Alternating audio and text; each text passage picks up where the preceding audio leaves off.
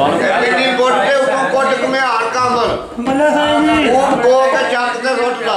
ਬੱਲੇ ਚਾਰ ਚੱਕ ਤੇ ਇਸ਼ਕ ਦੇ ਚਾਰ ਚੱਕਰ ਉਤੋਂ ਦਾ ਸਾਦਰ ਕੁੱਟਦਾ ਤਾਕੇ ਸਬਰ ਦੇ ਨਾਲ ਤਕਬੀਰ ਪਾਕ ਆ ਵੀ ਵਿੱਚ ਜਾ ਜੋੜਦਾ ਜੁੱਟਦਾ ਏ ਅਜ਼ਮਤ ਦੇ ਜਿਆ ਸਾਬਰ ਨਿਕਲ ਆਵੇ ਟਾਕੋ ਮਸ਼ੂਕ ਦੀ ਲੁੱਟਦਾ ਏ ਸ਼ੇਰ ਬੜੇ ਸੋਹਣੀ ਦਾ ਆਖਿਆ ਨੇ ਤੇ ਮੁਰਮੇ ਕੋ ਮਨੇ ਯਾਦ ਆ ਗਏ ਜਿਹੜਾ ਸ਼ੇਰ ਯਾਦ ਆਇਆ ਉਹ ਭਾਈ ਇਹ ਜਿਹੜੇ ਅੱਜ ਨਾ ਅੰਦਰ ਜਾ ਕੇ ਸੋਹਣੀ ਬੈਠੀ ਹੈ ਨਾ ਤੇ ਘੜਾ ਵੀ ਦੇਖਿਆ ਕੱਚਾ ਜਿਹੜਾ ਨਾਲ ਗੱਲ ਕਰਦੀ ਏ ਇਹਦੀ ਗੱਲ ਕਰਦੀ ਹੈ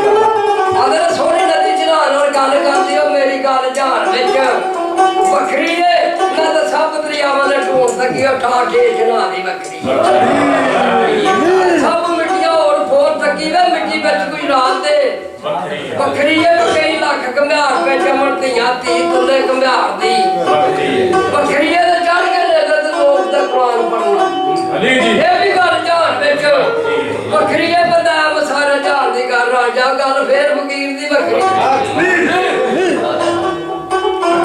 ਤੇ ਜੋ ਕਹਿੰਦੇ ਨੇ ਕਰਦੇ ਨੇ ਕਸਮ ਰੱਬ ਦੀ ਅੱਲਾ ਵਾਲਿਆਂ ਨੂੰ ਅਜਮਾਈ ਦਾਨੀ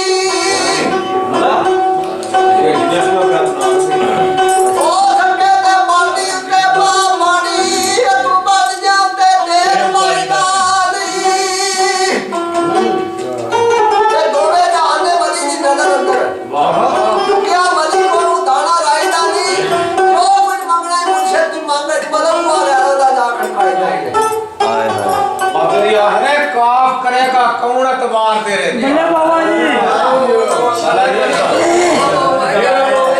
काफ करेगा कौन अतबार तेरे ते तू ते कदे पूरे ते नहीं बह सकदा ओदी कदे नहीं होनी मुराद पूरी जेड़ा एक दा होके नहीं रह सकदा ਬੱਲੇ ਬਾਬੂ ਜੀ ਕੰਨੀ ਸੁਣ ਕੇ ਅੱਖੀ ਵੇਖ ਕੇ ਬੰਦਾ ਗੱਲ ਹੱਕਦੀ ਫੇਰ ਵੀ ਨਹੀਂ ਕਹਿ ਸਕਦਾ ਉਹ ਜਿਹਨੂੰ ਮੁਰਸ਼ਿਦ ਨਾ ਦੇ ਕਸੂਰ ਬੰਦਾ ਰੱਬ ਕੋਲ ਵੀ ਕੁਝ ਨਹੀਂ ਲੈ ਸਕਦਾ ਬਾਬੇ ਦੇ ਆਖਰੇ ਜ਼ੇਦ ਔਰ ਤੇ ਸ਼ੋਰ ਦੀਆਂ ਜਦੂ ਜਵਾਨੀਆਂ ਸਨ ਜ਼ੇਦ ਔਰ ਤੇ ਸ਼ੋਰ ਦੀਆਂ ਜਦੂ ਜਵਾਨੀਆਂ ਸਨ ਯਾਰ ਮੋਢਿਆਂ ਤੇ ਨਜ਼ਰਾਂ ਫੇਰਦਾ ਮੈਂ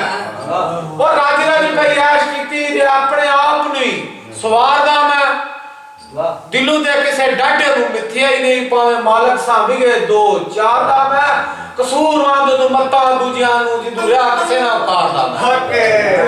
ਤੇਜ਼ ਰੇਲ ਵਾਂਗੂ ਆਲੋ ਭਾਰ ਦੇ ਘੇਰੀ ਤੇ ਲਿਖਿਆ ਗਿਆ ਤੇਜ਼ ਰੇਲ ਵਾਂਗੂ ਬੰਦੇ ਉਮਰ ਤੇਰੀ ਕੋਠਾ ਕੰਨ ਜ਼ਮੀਨ ਖੜੀ ਰਹਿਣੀ